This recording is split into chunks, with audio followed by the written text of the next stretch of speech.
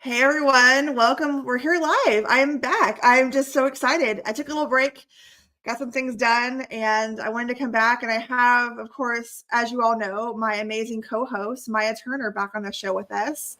Welcome back, Maya. Hello, everybody. It's good to be here. It sure is. It's the Thursday and it's almost Friday. so, Yes, yes. It's so been a really weird week. It's been a weird how's it? week. Yeah, just a lot of stuff that doesn't normally come up, and you're just like, okay, I wasn't trying to think this week, but okay, since you're making me, I guess I gotta. So, Yeah, well, we're gonna have a good show, I think. And yeah, it's I'm just always a good reeling show. from we're both reeling from the practice management symposium. It was so good. All the Yes, it was speakers. amazing. It was amazing. It was Yes, it was so amazing. fun. And for all of you watching and listening out there, we do have it on demand. We had some great speakers like Miss Maya Turner. I was there as well. So Yeah, yeah, it was kind of yeah, fun. yes, yes. Uh, The best of the best. Top tier, top tier. And we had some top tier attendees too. We had some of Yes, our we peeps did. on there Yes, attending and just listening and communicating with us. And it was nice to have that feedback from yeah, those that have supported us over the last few years. And, yeah. we've got so much coming up in our lives this year. 24 is going to be a big year. We just kicked, Absolutely. we just kicked it off, Without right? We just kicked reservation. off 2024 and it's going to be fun. Yes, absolutely. It's going to be a great year. I absolutely believe in that. I assert that. 100%. So, thinking about that symposium that we had, we talked about, some of the issues that practice management teams have, and not just the practice managers, even just the staff that are trying to learn how to communicate with their Yeah, practice manager and having that team involvement. And I also think about when we think the HR aspect, we talked about that. We talked about with you, marketing and branding, how that can make or break you. yeah, yeah, And yeah. it was a good discussion. I really enjoyed talking about patient engagement because I really do love patient engagement. I love talking to Yeah, patients. I actually miss it. I miss yeah, being yeah, there in the yeah, yeah, office yeah. and talking to them, right? Yeah, I mean, because the patient is the business. That's why you have the business, Yeah, right? And the more that you exactly. engage the patient, the more they tell people. The marketing of the patient is just as important as doing the marketing yourself. So, mm, 100%. It's so true. And so today, what we wanted to do is data driven decisions. We're going to talk about this. And it takes a lot to make decisions in medical practice. We're trying to yes, make good decisions for our hmm, teams. The physicians are trying to make, of course, informed decisions, right, yeah, for their patients. And a lot of times, the data we collect is part of that process for them, where they absolutely. they they need that data, right? So just thinking about in general all the kinds of data we collect, I wanted to just kind of talk about some of those things. And when we think about all the ways we collect data, we have our EMRs, right? Our Yes, EMR systems, yeah, crucial tools, right? We yes, have, the data that comes from the insurance, right? For those of you out there that work in data, you probably know about your 835s and 837s. So the data that goes out and the data that comes in, those are the files you work with every day. And yeah, if you work in software, you know exactly what those mean. If you work in claims data, so all of those things we look at now. We think of the clinical data that we look at. The clinical hmm, data, a lot of that comes or is fed off of some of the, of course, administrative and financial data. They all kind of work together. yes, So we think about all the types that we get, and the word data is like one of those words, like it's a buzzword, right? We use it all yeah, the time. But what are we talking about? We're talking yeah, about information. right, yeah, right, Information, the hmm, hmm, information superhighway that is out there that is making decisions for us yeah, at times, right? yeah, Um, yeah, yeah.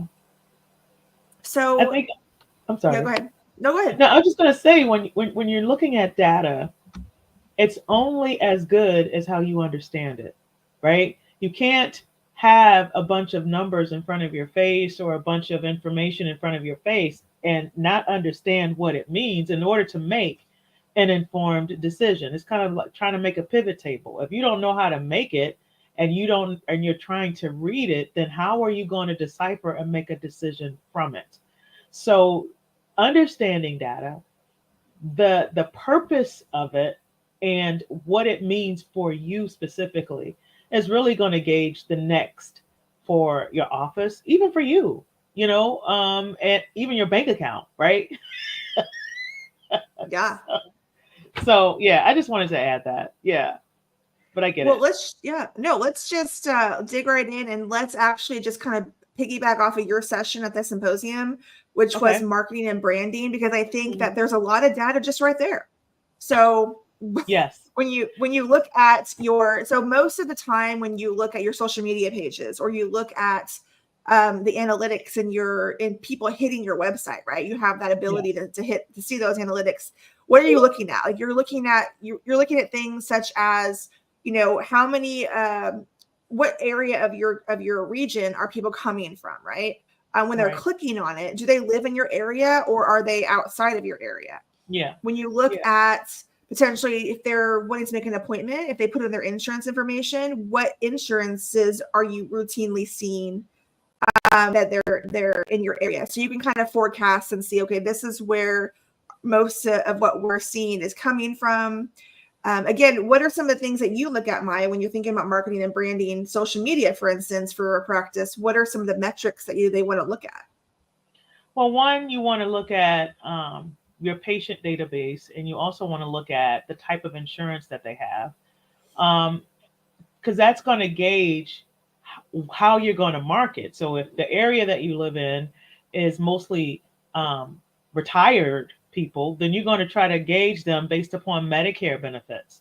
But if you're in a younger age, do you want to kind of get that preventive? Okay, you want to make sure you get your mammogram or your colonoscopy or whatever, because that's going to gauge, for your practice, how that marketing is going to draw in. Like, oh gosh, I haven't had, or you know what, it kind of gets your mind going, especially when you set the tone for the needs of that community and what is prone to not happen.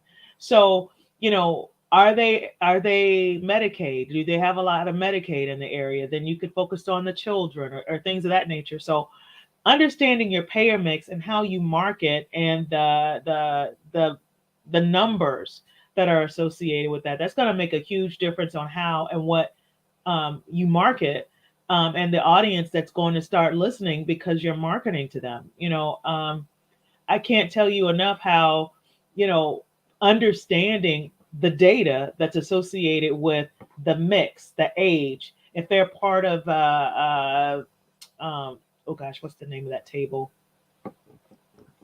It's a table that talks about the the level, the income level, Yes. the income level table. I can't remember what it's called, but anyway, it You did. gauges You did. on you know what I'm talking about. Anyway, I just anyway, it's a scale. But anyway, in any case, that'll gauge what patients' affordability is, right? And if they meet certain requirements in order to pay for the services out of pocket, or if they have insurance, or even, social determinants of health, right? So when you think Exactly. about those things, and all of that, and how it gauges in the numbers, and understanding what those numbers mean, then you're able to make informed decisions about your audience. You're able to make informed, not audience, but your patients, your marketing, and then what the next is in order to engage the patients. First you look, at the numbers, then you try to understand what you're seeing, and then you try to engage them by bringing them in. So it's important for all of those things to be factored in when you're trying to make an approach in gathering patients.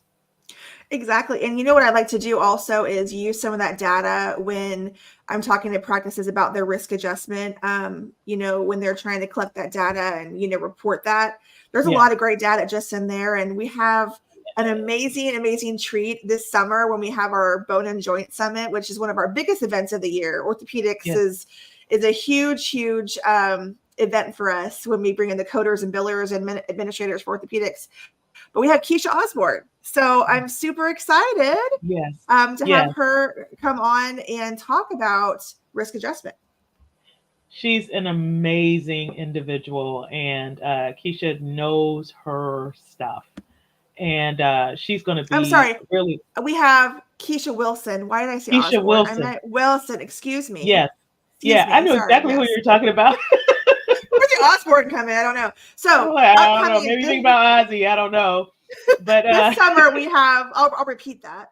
This summer at our Bone and Joint Summit, we have the amazing Keisha Wilson coming in to talk yeah, about risk adjustment and how it affects our orthopedic practices. We don't often think about like a lot of chronic diseases. People just kind of forget about orthopedics, but they do have yeah, chronic conditions. But it's not just about that; it's about the risk that yes, exists for those yes, patients. So it's yes. there's more than just chronic conditions, but there's a lot of risk involved with risk If they're a adjustment and smoker, other conditions. Yeah. right? If they're a Mm-hmm. smoker, if they have diabetes, Yep. all of that stuff affects healing. I remember doing some education with a practice and speaking with an endocrinologist who wanted to write an article and was really doing more about the clinical piece and the correlation of endocrinology, diabetes, healing, and them being a smoker. Those are the three major factors that orthopedists look for when they have to have a surgery, because that's going to Mm-hmm. affect the healing and everything thereafter. So having that documented and then having that risk adjusted is going to make a huge difference, especially if it's related to manifestations due to diabetes. Exactly. And so, Yeah. and then of course we bring in the social determinants of health on top of that. So Yeah. we're always trying to remind practices of all the moving pieces that exist from the clinical side that affect the business side and vice versa.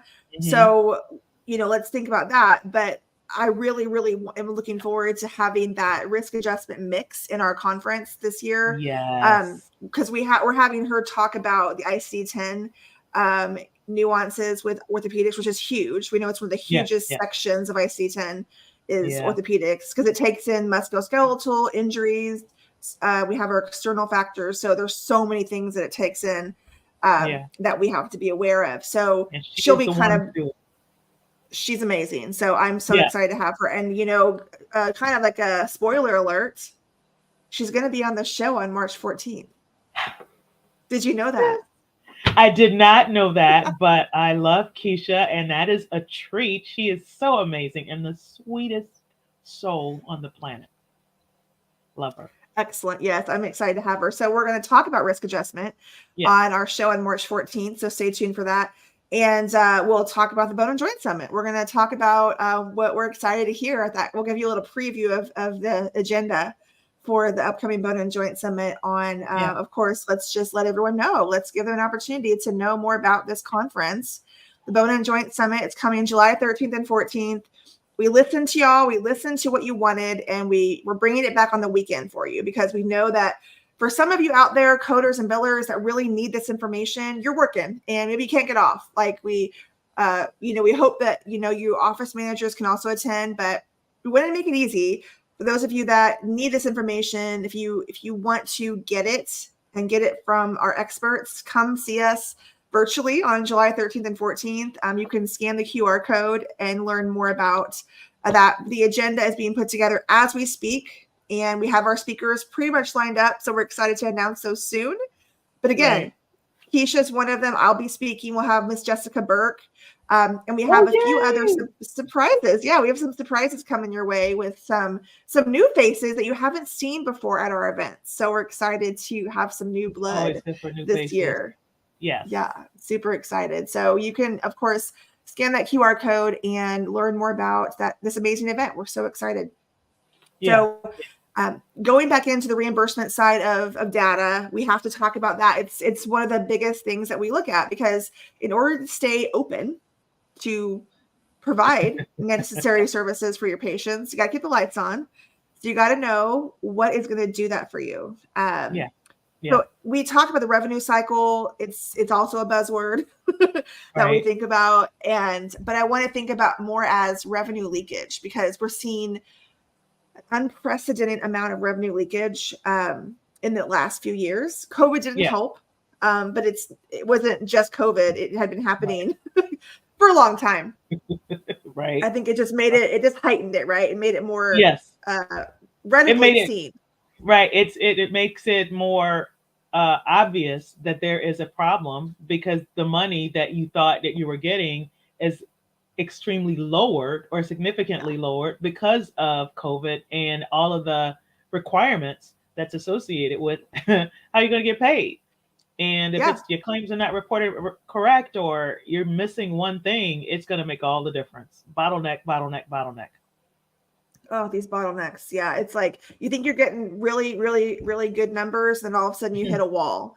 Oh, And, you know, and, and during COVID, and I cringe every time I think about it. But during COVID, all of the requirements to get paid changed daily.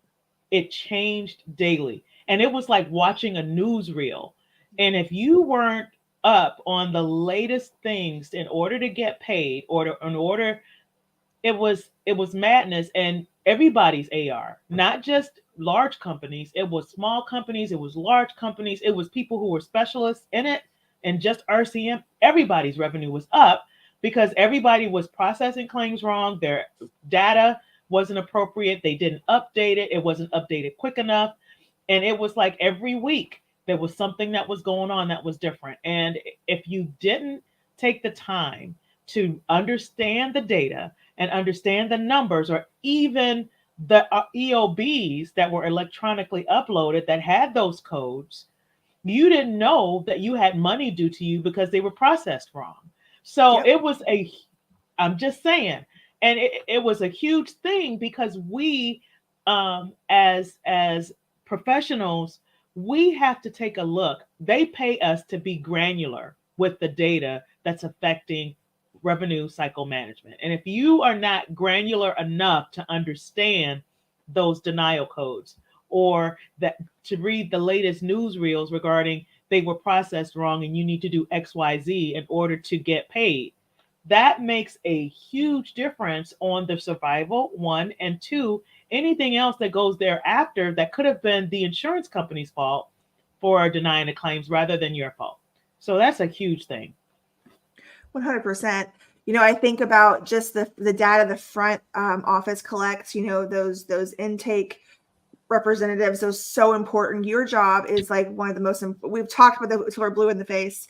We talked about it at the symposium. We talk about it all the time, right, on this podcast, but your job is so important. So don't downplay. No one should downplay those at the front desk. What they do is just like so important. So if they don't collect the right data, they don't get the right insurance information, they don't verify if it's Medicare or it's a replacement plan, you go with Part C, or if they don't ask them, if their insurance has changed. We're in February, right? So we're in that mix of time frame where we're asking for new insurance cards Yeah. because a lot of people change. So like I mentioned, I think previously, in the state of Arkansas, 2 of the hospitals that I know of in our somewhat close region have dropped United Healthcare because their You told contracts, me right? that. That's So crazy.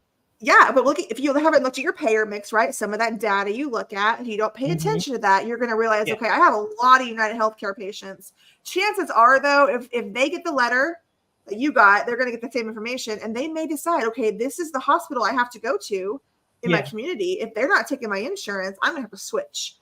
So Yeah. Yeah. let's Yeah. say they Yeah. do that, and you don't ask them, you could inadvertently be billing the old insurance like a broken record. Every time it comes back, you keep Yeah. rebilling it. How many Yeah. people are doing this? I know they're out there. They're And then you just get in hitting the denials, and button. then you're writing those charges off when it really is just a matter of calling or even verifying the insurance.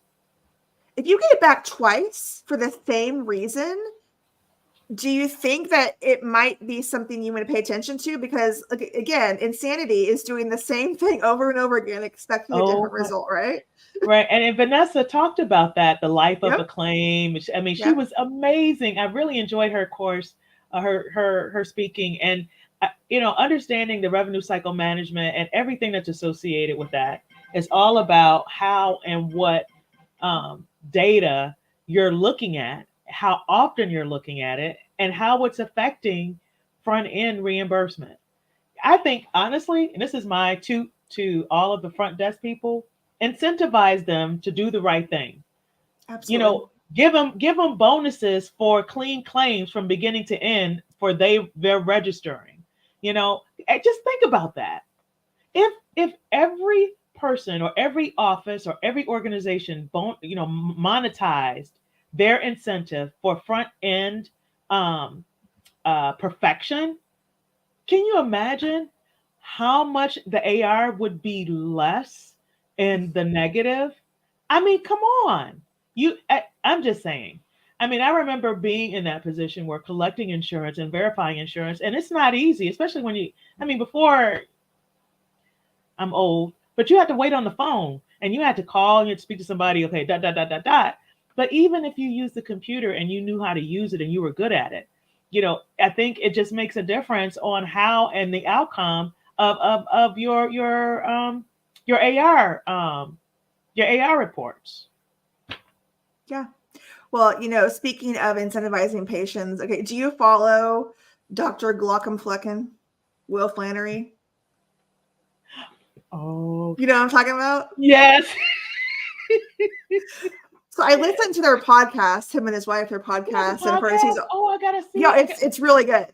I mean, he's an ophthalmologist, so it's kind of like my second language. I love ophthalmology. It was actually my first specialty. Many of you know that I went into in healthcare. So I love the eyes, and I'm an ENT too. So I do eyes, ears, nose, throat, and orthopedics. Right, HENT. That's all, Jen. Yeah, it's all me right here. Yeah, I love it.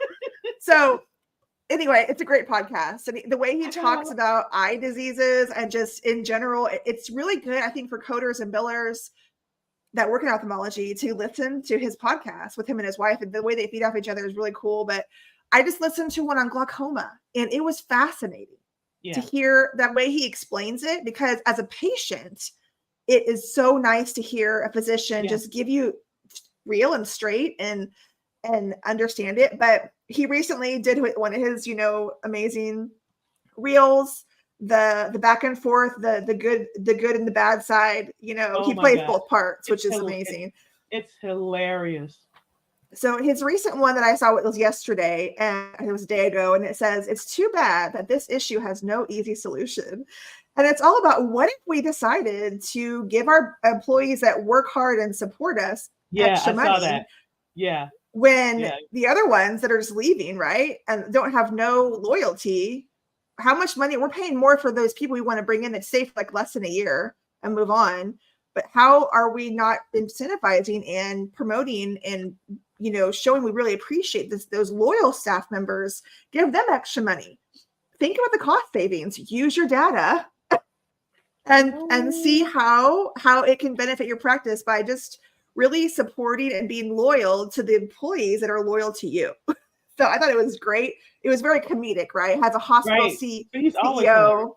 Yeah. Oh, it's so funny. He like has it nailed down, because the thought process at times, I'm not saying it's true in every situation, in administration, in some cases, is just super funny to make fun of. It's comedic. So that's why he's amazing at it, because he gets it. And he's like, this is real life. We understand why this is so funny, because it's true.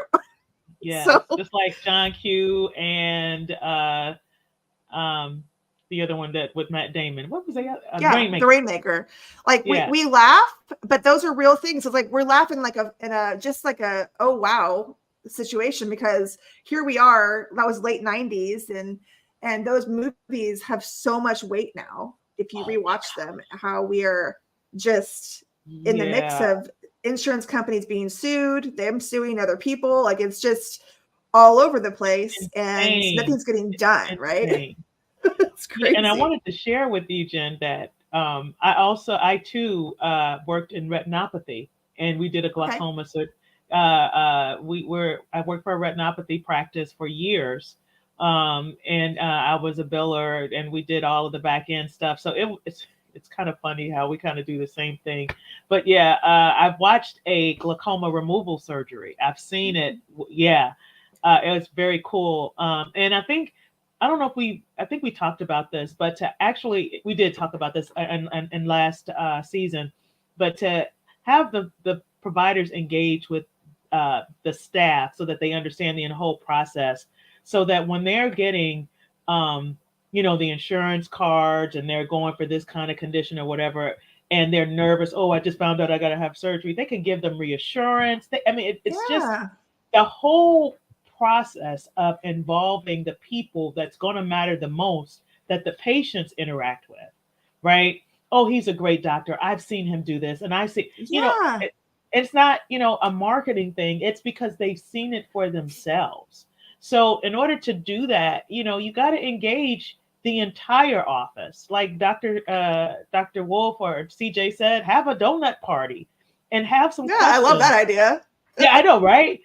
Man, Krispy Kremes, girl, with some coffee. Woo, Oh yeah. yeah. Talking my language. But but think about it. I mean, if you work for a practice and they were involved in you, whatever, and you really wanted to be engaged with what they're doing, how hard would it be for you to talk to a physician so that you can learn about what's happening and then explain the data, that's related to, maybe the AR, and then that'll engage you to go on the websites to understand what the problems are. So I mean, all of that comes full circle so that we as employees can understand the entire process from beginning to end and into beginning. And that's what makes great employees, people who are engaged and understand the entire process. Exactly. And it wouldn't be a data talk or any healthcare talk without bringing in compliance, because that's what we do. We're compliance consultants. Everything we do is to make sure that those that make decisions are making decisions based on accurate data. Yeah. That is, of course, an ethical and compliant decision. So when we think about the decisions we have to make, yes, these have to be made, but are we making these decisions at the expense of compliance?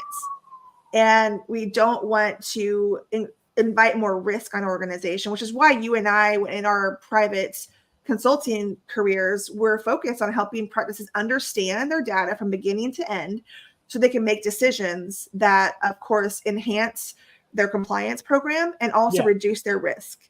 Yeah. So like Yeah. for me, we at Healthcare Inspired, we really want to get to the bottom of where your revenue leaks are. And the only way to do that is to go in once a year and do an assessment. So we start with the front office staff. We meet with all of them. We get to know them and ask them what they feel are the kind of, I guess, the roadblocks they're experiencing in their jobs that are affecting their ability to do their jobs. Right. And we talk to every physician. What do you feel is missing from this practice that could enhance it? We talk to the office managers. We talk to the clinical staff, those doing prior authorizations. We talk to the coders, the billers, and figure out where this came from. And I don't talk about each other to them individually. I learn from each individual, right. And then I can pinpoint where there might be a gap. Right. And then that's where the education goes. Yes. Because if you just do blanket education every year, it's not helping you. No, it's not. And I think one of the things that really, because we're talking about revenue cycle, we're talking about leaks, we're talking about risk. Another area that you should be familiar with in your office is understanding benchmarking. What your office is billing versus what the nation is billing, right? And because if you understand, because benchmarking really is about data compared to what everyone else is doing against your practice, so productivity, whatever. So if you feel that your provider is doing more than what the nation is, then that's an opportunity for you to provide education. That's an opportunity for you to say, okay, I feel that we're going to be at risk here. I need to take a look at a couple of your charts to see what you're doing, and this is what I'm seeing. You have a vetted conversation, not like CJ said, this is coded wrong. So, you don't want to have that. You want to have a vetted conversation that invites engagement and, understanding where both people are benefiting from it, so that there is no risk and that the revenue at the end of the education is retained and growing because either missed opportunities or opportunities that could invite additional services to what you're already doing, like smoking cessation. Smoking cessation is the most underbilled thing ever. And the reason being is because a lot of providers think it's inherent to the E&M service when it really isn't. If you document the time, and especially with the orthodox, if you document the time, they're literally going to document if they're a smoker, and they're telling them you need to stop smoking. How hard would it be? I spent 3 minutes. I spent 10 minutes talking about smoking and the risk that's related to surgery. You bill a 99407, and then you got additional revenue coming into your office. It's not inherent to risk. That's revenue because you're trying to manage the condition that's going to exacerbate or create a better chance of healing in a faster time. Yes, absolutely. And one of the things that came out in 2024, of course, it's been all over. It's the G2211, and a lot of people are super scared of it. It's like, oh, scary code, because no one's reading the guidance. Now, I will admit the guidance is limited at this time, but you can learn a whole lot from that description. And I feel like when I do this presentation, it's going to be actually floating out there to many of the AAPC chapters and then over this year. So watch LinkedIn for myself. I'll be putting it out there on different social media platforms to remind everyone where I'll be virtually. But I am going live to the Knoxville area in May for an AAPC seminar. I'm really excited. And I get to talk about G2211 and principal care management. I'm so excited I get to touch on this because I love that code set because it was created for specialists, in my opinion. Yeah. From what we see, right? It's really important. Now there's CCM, there's TCM, there's PCM, all these acronyms, right? You have transitional care management, you have chronic care management. So you have to understand these different additional revenue streams, but not in the sense that you're looking for ways outside of compliance to use them. We still have to use them compliantly, but don't ignore these additional revenue streams that Medicare has created for those practices that need to capture the work they're already doing. Like they're already doing it. So why not get reimbursed for it? Yeah. And then there's the education that you need to have on doing it right. And so I'll be talking about that for specialists. I'll be talking about for oncology and of course for different specialists. And then I think more than anything, specialists right now they want to know when and if they can use G2211 for one.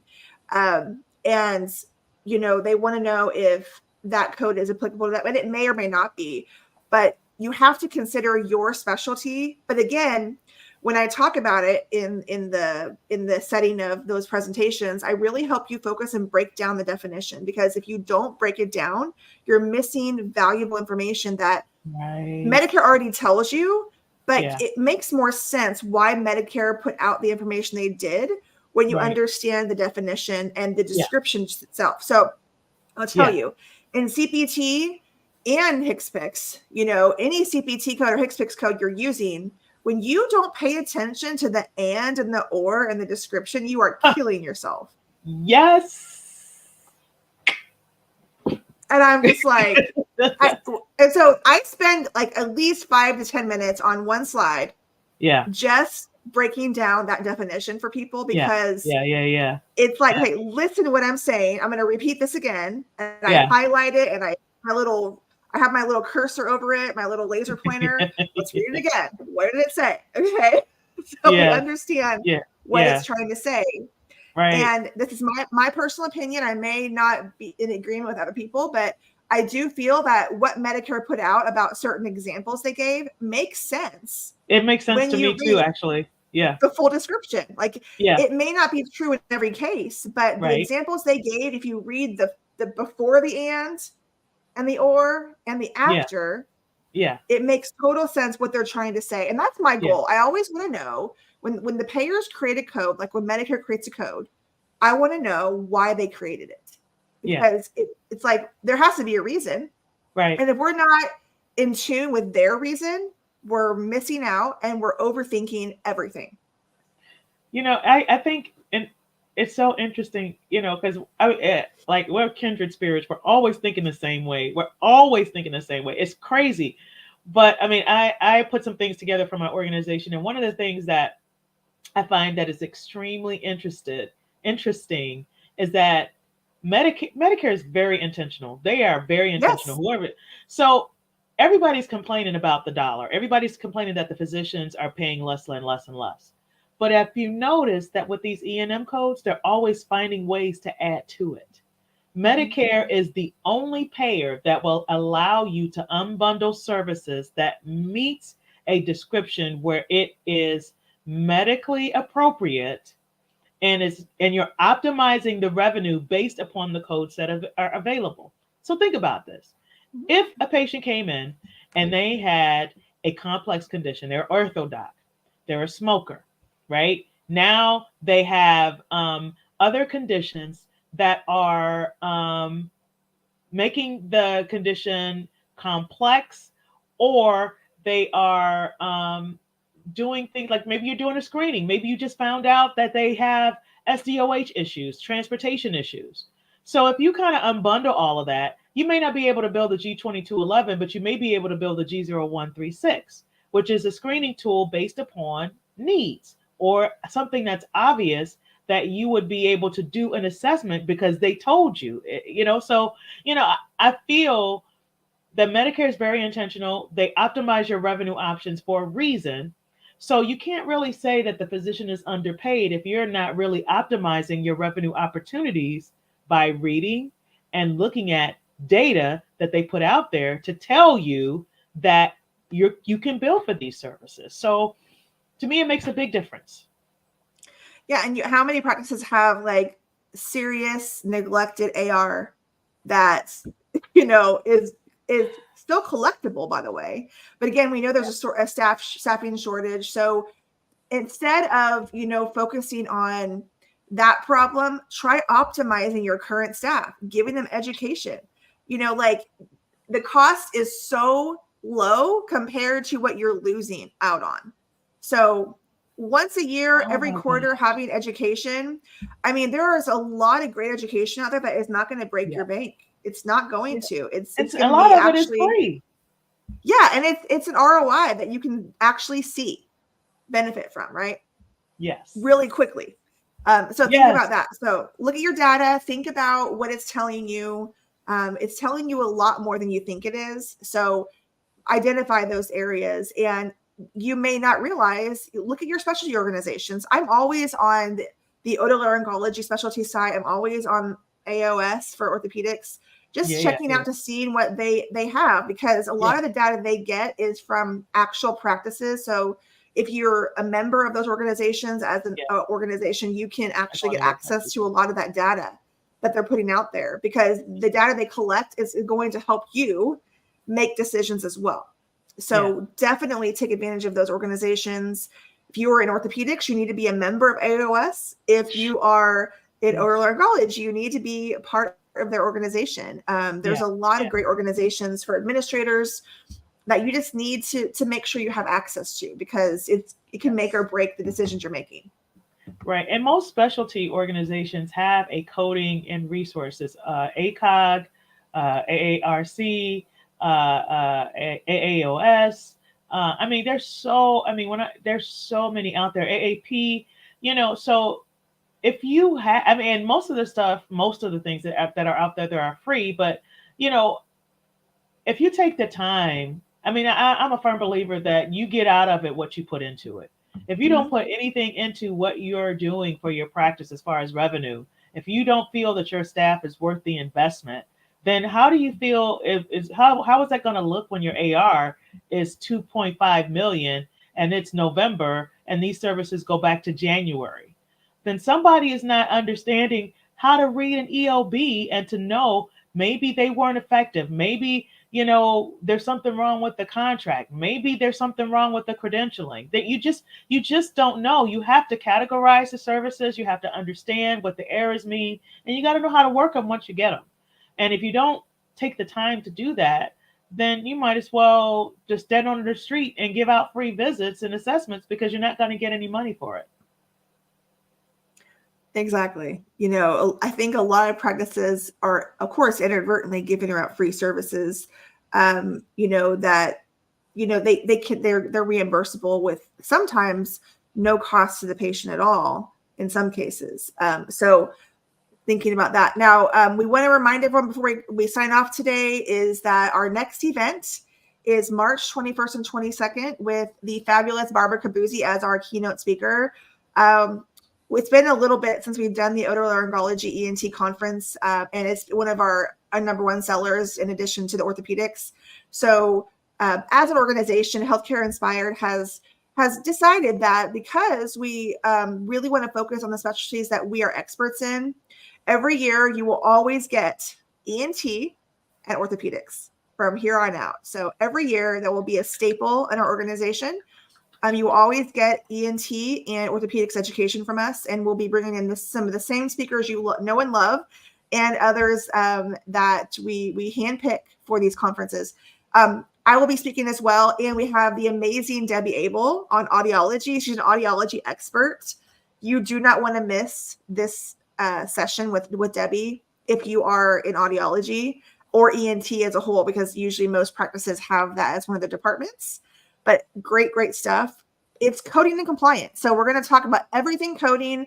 Barbara is going to go through every part of the head and neck, the ears, the nose, the throat, everything surgically. We're going to have E&M. We're going to have modifiers.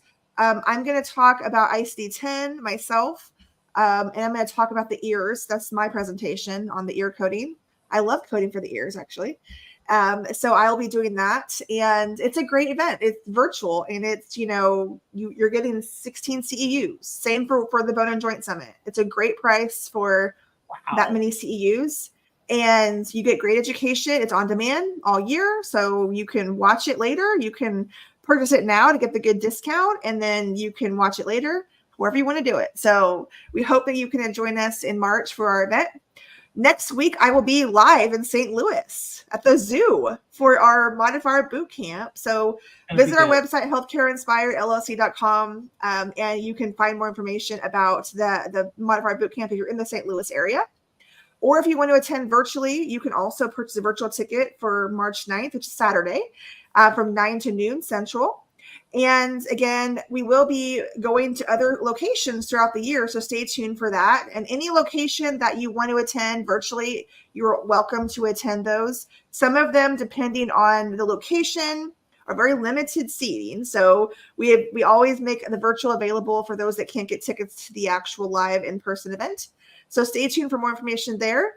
And thank you, everyone, for joining the Healthcare Inspired Podcast, Healthcare Echo Season 2. This was Episode 7, Data-Driven Decisions. And thank you, Maya Turner, our co-host, for joining today.